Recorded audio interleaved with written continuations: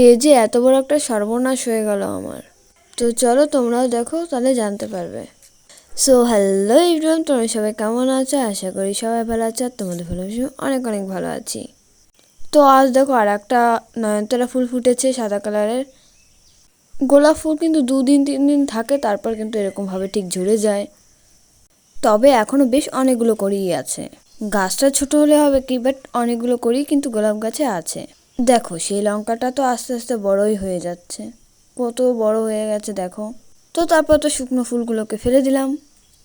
তো সকালবেলা ঘুম থেকে উঠে কিন্তু ছাদে এসে গাছগুলো দেখতে বেশ অনেকটাই ভালো লাগে। তো দেখো আমাদের এখানে বীজ পড়ে হয়তো কুমড়ো গাছের চারা হয়েছে, দেখো কত সুন্দর দেখতে লাগছে, কোনো যত্ন ছাড়াই কি সুন্দর বেড়ে উঠছে। তো এই যে একটা ডাল লাগিয়েছিলাম কিছুদিনের জন্য, ছাওয়া জায়গাটা রেখে দিয়েছিলাম, দেখো কত সুন্দর শিকড় গজিয়ে গেছে। তো এই গাছটা লাগানোর ভিডিও তোমাদের সঙ্গে শেয়ার করব। তো গাছের প্রথম ফল তো তার জন্য ছোট হয়েছে। তো যেটা পরাগমিলন করাতে হয় সেটা করিয়েছিলাম, তাও কিন্তু ফলটা একটু সাইজে ছোট হয়েছে বেশ খানিকটা, কিন্তু কোনো সমস্যা নেই, গাছে একটা ফল হয়েছে, এটাই আমি খুশি। তো এটাই তোমাদের সঙ্গে শেয়ার করতে চাচ্ছি। দেখো আমি কিছু সাদা ফুল গাছের কাটিং আর জবা ফুল গাছের কাটিং করেছিলাম। তো তার মধ্যে সাদা ফুল গাছের কাটিংগুলো দেখো দুটো মরে গেছে, আর জবা ফুল গাছের কাটিংগুলো কিন্তু এখনও বেঁচে আছে। So tata.